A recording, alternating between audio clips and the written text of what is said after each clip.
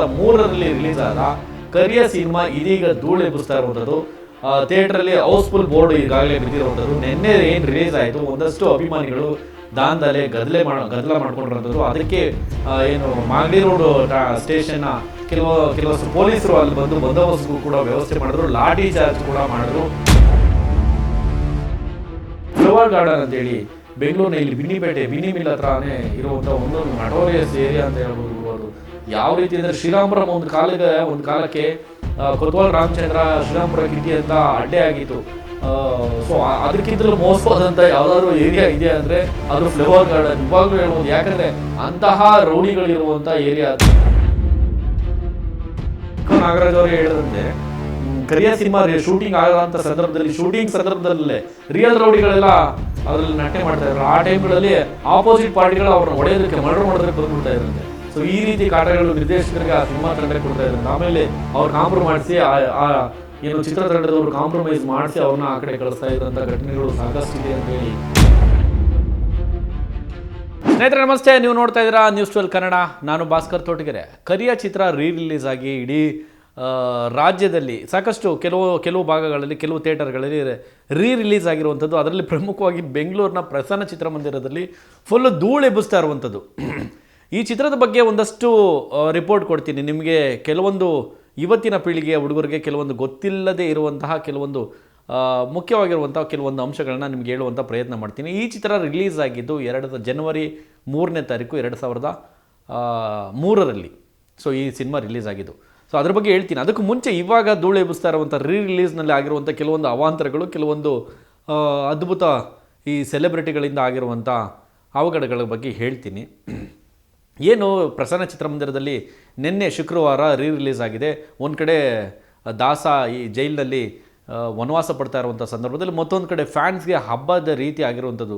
ಈ ಕನ್ನಡ ಚಿತ್ರರಂಗದಲ್ಲಿ ಇವಾಗ ಹೆಂಗಾಗ್ಬಿಟ್ಟಿದೆ ಅಂದರೆ ಹೊಸ ಸಿನಿಮಾಗಳು ರಿಲೀಸ್ ಆದರೂ ಕೂಡ ಆ ಚಿತ್ರದ ತಂಡ ನಿರ್ಮಾಪಕರಾಗಿರ್ಬೋದು, ನಿರ್ದೇಶಕರಾಗಿರ್ಬೋದು, ಹೀರೋಗಳಾಗಿರ್ಬೋದು, ಆ ಚಿತ್ರದಲ್ಲಿ ಇರುವಂಥವ್ರು ಬೊಬ್ಬೆ ಹೊಡ್ಕೊತಾ ಇದ್ದಾರೆ. ಥಿಯೇಟ್ರಿಗೆ ಜನ ಬರ್ತಾ ಇಲ್ಲ ಅಂತೇಳಿ. ಬಟ್ ಭೀಮಾ ಸಿನಿಮಾ ಒಂದು ರೇಂಜ್ಗೆ, ಒಂದು ರೇಂಜ್ಗೆ ಸಕ್ಸಸ್ ಆಯಿತು ಅನ್ನೋದನ್ನು ಹೊರತುಪಡಿಸಿದ್ರೆ ಬೇರೆ ಯಾವ ಚಿತ್ರಗಳು ಕೂಡ ಕನ್ನಡ ಚಿತ್ರರಂಗದಲ್ಲಿ ಇತ್ತೀಚೆಗೆ ತೆರೆ ಕಂಡಂಥ ಚಿತ್ರಗಳು ಯಾವ್ದು ತಾನೇ ಗೆಲುವನ್ನು ಸಾಧಿಸಿದೆ ನೀವೇ ಹೇಳಿ. ಆ ಪೈಕಿ ನೋಡೋದಾದರೆ ದರ್ಶನ್ ಸಿನಿಮಾ 2003ರಲ್ಲಿ ರಿಲೀಸ್ ಆದ ಕರಿಯ ಸಿನಿಮಾ ಇದೀಗ ಧೂಳೆಬ್ಬಿಸ್ತಾ ಇರುವಂಥದ್ದು.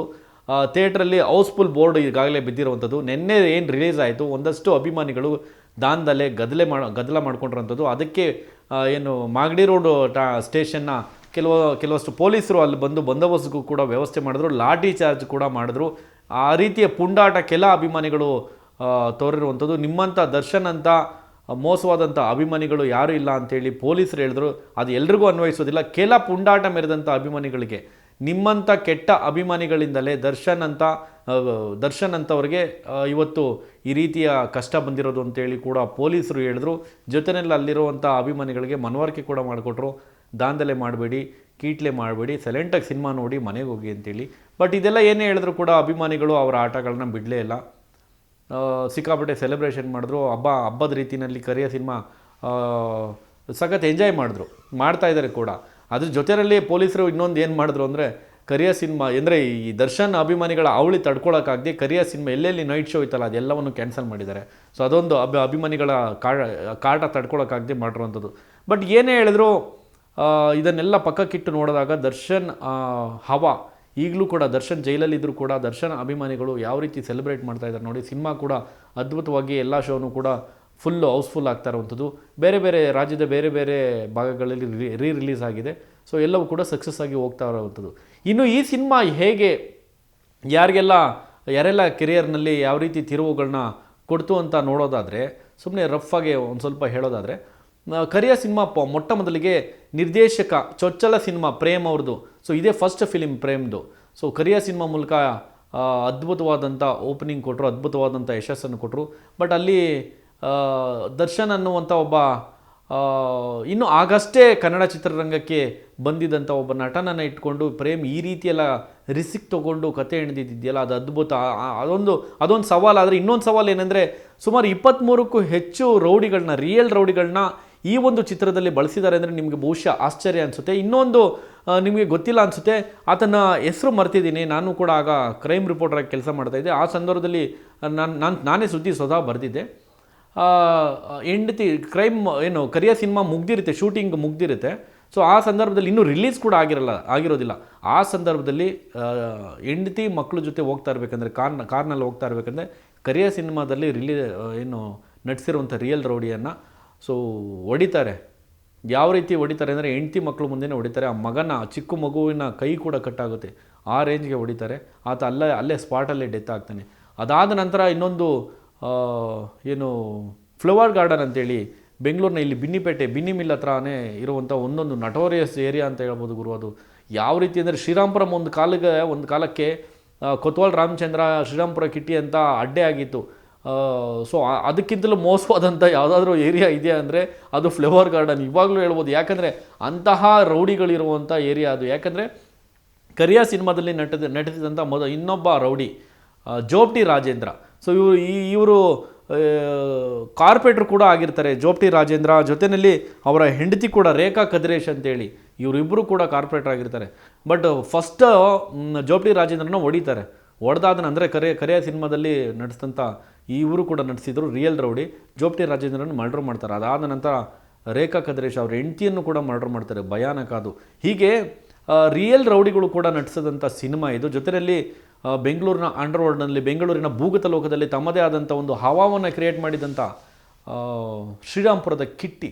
ಸೊ ಕಿಟ್ಟಿ ಹೆಸರು ಕೇಳಿದ್ರೆ ಇವತ್ತಿಗೂ ಕೂಡ ತುಂಬ ಜನ ಹೆದರ್ತಾರೆ. ಸೊ ಕಿಟ್ಟಿಯನ್ನು ಕೂಡ ಬರ್ಬರವಾಗಿ ಹತ್ಯೆ ಮಾಡಿದ್ದು ನಿಮ್ಮೆಲ್ಲರಿಗೂ ಗೊತ್ತೇ ಇದೆ. ಸೊ ಕಿಟ್ಟಿಯನ್ನು ಒಂದು ವಿಜಯನಗರದ ಒಂದು ದಂಧೆ ಮನೆ ಅದು. ಸೊ ದಂಧೆ ಮನೆಯಲ್ಲಿ ಹೊಡೆದಾಕಿರುವಂಥದ್ದು. ಸೊ ಕರಿಯ ಸಿನಿಮಾದಲ್ಲಿ ಅವರು ಕೂಡ ಕಿಟ್ಟಿ ಅವ್ರದ್ದೇ ಪಾತ್ರದಲ್ಲಿ ರಿಯಲಾಗಿ ಕಾಣಿಸ್ಕೊಂಡಿದ್ರು. ಕಿಟ್ಟಿ ಬಲರಾಮ, ಈಗ ಬಲರಾಮ ಅಂತೇಳಿ ಬಲರಾಮನ ಆ ದಿನಗಳು ಸಿನಿಮಾದ ಏನು ನಿರ್ದೇಶಕರಿದ್ದಲ್ಲ ಅವರ ತೆಗಿತಾ ಇರುವಂಥ ಬಲರಾಮನ ಆ ದಿನಗಳು ಅಂತೇಳಿ. ಸೊ ಬಲರಾಮನನ್ನು ಮರ್ಡರ್ ಮಾಡಿದ್ದು ಯಾರಂದರೆ ಇದೇ ಶ್ರೀರಾಮ್ಪುರದ ಕಿಟ್ಟಿ. ಸೊ ಅದು ಕೂಡ ತೆರೆ ಮೇಲೆ ಬರ್ತಾ ಇದೆ. ಬಲರಾಮ ಅನ್ನುವಂಥ ಒಂದು ಟೈಟಲ್, ಬಲರಾಮನ ಆ ದಿನಗಳು ಅಂತೇಳಿ ಟೈಟಲ್ ಇಟ್ಕೊಂಡು ಮೊನ್ನೆ ತಾನೇ ಪ್ರೆಸ್ ಮೀಟ್ ಎಲ್ಲ ಮಾಡಿದರು. ಸೊ ಅದನ್ನು ಪಕ್ಕಕ್ಕಿಟ್ಟು ನೋಡಿದಾಗ ಇನ್ನು ಕರಿಯ ಸಿನಿಮಾ ಪ್ರೇಮ್ಗೆ ದೊಡ್ಡ ರೀತಿಯಲ್ಲಿ ಒಂದು ಹೆಸರು ತಂದುಕೊಟ್ಟಂಥ ಸಿನಿಮಾ ಇದು. ಆವತ್ತು ಯಾರೆಲ್ಲ ನಟಿಸಿದ್ರು ಸಿನಿಮಾದಲ್ಲಿ, ಯಾಕೆ ಈ ಮಟ್ಟಕ್ಕೆ ರೀಚ್ ಆಯಿತು ಅಂದರೆ ಚಿತ್ರತಂಡ ಆಗಿತ್ತು, ಅದ್ಭುತವಾದಂಥ ಟೆಕ್ನಿಷಿಯನ್ಸ್ ಇದ್ದರು, ಅದ್ಭುತವಾದಂಥ ಸಾಹಿತ್ಯ ಇತ್ತು, ಅದ್ಭುತವಾದಂಥ ಅಲ್ಲಿ ಏನು ಛಾಯಾಗ್ರಾಹಕರಿದ್ದರು, ಅದ್ಭುತವಾದಂಥ DOP ಇದ್ದರು, ಎಲ್ಲ ಅದ್ಭುತವಾದಂಥ ಒಂದು ತಂಡ ಒಟ್ಟಾರೆ. ಅಲ್ಲಿ ಸಂಭಾಷಣೆ ನಮ್ಮ ಇವರು ಮಳವಳ್ಳಿ ಸಾಯಿ ಕೃಷ್ಣ ಅವರ ಅದ್ಭುತವಾದಂಥ ಸಂಭಾಷಣೆ. ಆನೇಕಲ್ ನಿರ್ಮಾಪಕರು ಆನೇಕಲ್ ಬಾಲರಾಜ್ ಅವರು ಏನೆಲ್ಲ ನಿರ್ದೇಶಕರು ಏನೆಲ್ಲ ಕೇಳಿದ್ರೆ ಯಾವುದನ್ನು ಇಲ್ಲ ಅಂತ ಹೇಳಿಲ್ಲ. ಭಾಳ ಅದ್ಭುತವಾಗಿ ಅವರು ಕೂಡ ಚಿತ್ರಕ್ಕೆ ಸಪೋರ್ಟ್ ಮಾಡಿದ್ರಿಂದಲೇ ಈ ರೀತಿ ಬಂತು. ಇನ್ನೊಂದು ಬಹುಮುಖ್ಯವಾಗಿ ಗುರುಕಿರಣ್, ಕೆಂಚಾಲು ಮಂಚಾಲು ಹೆಂಗವ್ರಲ್ಲ ನಿಂಡವುಗಳು, ಈ ಸಾಹಿತ್ಯ ಬರೆದಿದ್ದು ಇದೇ ಯಾರು ವಿ ನಾಗೇಂದ್ರ ಪ್ರಸಾದ್ ಅವರು. ಇದು ಬರೆದಾಗ ಅವತ್ತಿಗೆ ಕರೆದು ವಾರ್ನ್ ಮಾಡಿದ್ರಂತೆ ಜೇಡ್ರಳ್ಳಿ ಕೃಷ್ಣಪ್ಪ ಅವರು. ಯಾಕಂದರೆ ಜೇಡ್ರಳ್ಳಿ ಅವರ ಹೆಸರು ಕೂಡ ಅದರಲ್ಲಿ ಬಂದಿರುವಂಥದ್ದು.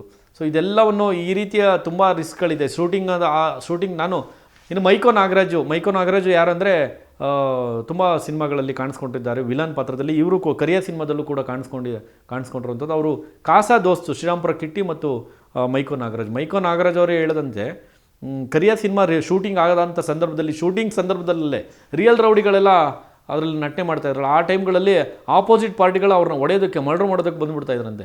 ಸೊ ಈ ರೀತಿ ಕಾಟಗಳು ನಿರ್ದೇಶಕರಿಗೆ ಆ ಸಿನಿಮಾ ತಂಡಕ್ಕೆ ಕೊಡ್ತಾ ಇದ್ರಂತೆ. ಆಮೇಲೆ ಅವ್ರು ಕಾಂಪ್ರಮೈಸಿ ಏನು ಚಿತ್ರತಂಡದವರು ಕಾಂಪ್ರಮೈಸ್ ಮಾಡಿಸಿ ಅವ್ರನ್ನ ಆ ಕಡೆ ಕಳಿಸ್ತಾ ಇದ್ರಂಥ ಘಟನೆಗಳು ಸಾಕಷ್ಟಿದೆ ಅಂತೇಳಿ ಮೈಕೋ ನಾಗರಾಜ್ ಅವರು ಸ್ವತಃ ಹೇಳ್ಕೊಂಡಿದ್ರು. ಇನ್ನು ಈ ಸಿನಿಮಾದಲ್ಲಿ ಸಾಕಷ್ಟು ಜನ ಅಭಿನಯಿಸಿದ್ದಾರೆ. ಉಮೇಶ್ ಪುಂಗ, ನಂದಕಿಶೋರ್ ಆಗಿರ್ಬೋದು, ಆಮೇಲೆ ದಶಾವರ ಚಂದ್ರ ಅವರು, ಆಮೇಲೆ ಬಿ ಜಯಶ್ರೀ ಅವರು ಶ್ರೀರಾಮ್ಪುರ ಕಿಟ್ಟಿಯ ತಾಯಿಯ ಪಾತ್ರದಲ್ಲಿ ಕಾಣಿಸ್ಕೊಂಡಿರುವಂಥದ್ದು. ಒಟ್ಟು 5 ಹಾಡುಗಳು ಈ ಸಿನಿಮಾದಲ್ಲಿ ಇದ್ದಿದ್ದು. ಅದರಲ್ಲಿ 4 ಹಾಡನ್ನು ವಿ ನಾಗೇಂದ್ರ ಪ್ರಸಾದ್ ಅವರು ಬರೆದ್ರೆ, ಇನ್ನೂ 1 ಹಾಡನ್ನು ಕವಿರಾಜ್ ಅವರು, ನನ್ನಲ್ಲಿ ನಾನಿಲ್ಲ ಎನ್ನುವಂಥ ಹಾಡನ್ನು ಕವಿರಾಜ್ ಅವರು ಬರೆದಿದ್ರು. ಅದರಲ್ಲೂ ಅದ್ಭುತವಾಗಿ ಒಂದು ಸಿನಿಮಾ ಈ ಸಿನಿಮಾದಲ್ಲಿ ಹಾಡು ಹಿಟ್ಟಾಗಿದೆ ಅಂದರೆ ಕೆಂಚಾಲೋ ಮಂಚಾಲೋ ಹಾಡು ಎಲ್ಲರಲ್ಲೂ ಇವತ್ತಿಗೂ ಕೂಡ ಎಲ್ಲರೂ ಹುಡುಗರು ಗುರುಗ್ತಾರೆ. ಒಟ್ಟಾರೆ ಅವತ್ತು ಕರಿಯ ಸಿನಿಮಾ ಒಂದು ದರ್ಶನ್ ಅವರ ಕೆರಿಯರ್ನಲ್ಲಿ ದೊಡ್ಡ ರೀತಿಯ ಸಕ್ಸಸ್ಸನ್ನು ತಂದುಕೊಟ್ಟಿದ್ದು.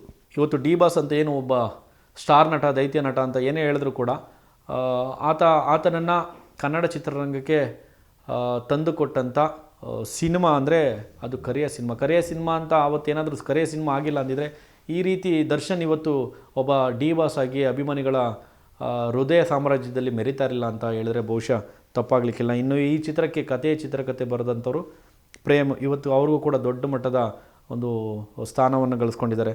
ಇನ್ನು ಈ ಚಿತ್ರ 2003ರಲ್ಲಿ ರಿಲೀಸ್ ಆಗಿ ಜನವರಿ 3ನೇ ತಾರೀಕು ರಿಲೀಸ್ ಆಗಿ ಅದ್ಭುತವಾದಂಥ ಕಲೆಕ್ಷನ್ಸ್ ಕೂಡ ಅವತ್ತಿಗೆ ಪಡೆದುಕೊಂಡಿತ್ತು. ಇನ್ನು ಅವತ್ತಿಗೆ ಈ ಸಿನಿಮಾ ಒಂದಷ್ಟು ವಿಮರ್ಶಕರು ಏನು ಹೇಳಿದ್ರು ಅಂದರೆ ಓಂ ಚಿತ್ರವನ್ನು ಹೋಲಿಕೆ ಮಾಡಿದಂತೆ, ಓಂ ಕಂಟಿನ್ಯೂಟಿ ಇದ್ದಂತೆ ಇದೆ ಅಂತೇಳಿ ಕೂಡ ಒಂದಷ್ಟು ಜನ ಏನು ವಿಮರ್ಶೆಗಳನ್ನು, ಪರ ವಿರೋಧಗಳನ್ನು ಕೂಡ ಮಾಡಿದರು.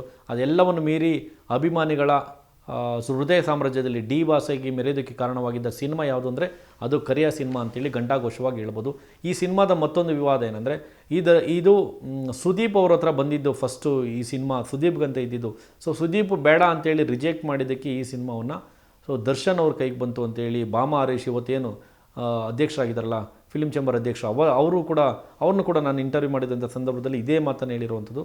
ಫಸ್ಟ್ ಈ ಈ ಕರಿಯ ಸಿನಿಮಾ ಸುದೀಪ್ಗಂತ ಬಂದಿದ್ದು. ಅದಾದ ನಂತರ ಸುದೀಪ್ ಯಾವಾಗ ಬೇಡ ನಾನು ಬ್ಯುಸಿ ಇದ್ದೀನಿ ಅಂತ ಹೇಳಿದಾಗ ಅದು ದರ್ಶನ್ಗೆ ಬಂತು. ದರ್ಶನ್ ಇವತ್ತು ಒಬ್ಬ ದೊಡ್ಡ ಸ್ಟಾರ್ ನಟನಾಗಿ ಬರೋದಕ್ಕೆ, ದೊಡ್ಡ ಸ್ಟಾರ್ ನಟನಾಗಿ ಆಗೋದಕ್ಕೆ ಕಾರಣವೇ ಈ ಕರಿಯ ಸಿನಿಮಾ ಅಂತ ಹೇಳಿದ್ರು. ಇದೆಲ್ಲ ಏನೇ ವಿವಾದ ಇದ್ದರೂ ಕೂಡ ಇವತ್ತು ಕರಿಯ ಸಿನಿಮಾ ರಿಲೀಸ್ ಆಗಿದೆ, ಧೂಳು ಎಬ್ಬಿಸ್ತಾ ಇದೆ, ಎಲ್ಲ ಥಿಯೇಟ್ರಲ್ಲೂ ಕೂಡ ಅದ್ಭುತವಾಗಿ ಓಡ್ತಾ ಇದೆ. ಒಟ್ಟಾರೆ ಕಡೆಯದಾಗಿ ಹೇಳೋದಾದರೆ ದರ್ಶನ್ ಇದೀಗ ರೇಣುಕಾಸ್ವಾಮಿ ಕೊಲೆ ಪ್ರಕರಣದಲ್ಲಿ ಜೈಲು ಸೇರಿರುವಂಥದ್ದು.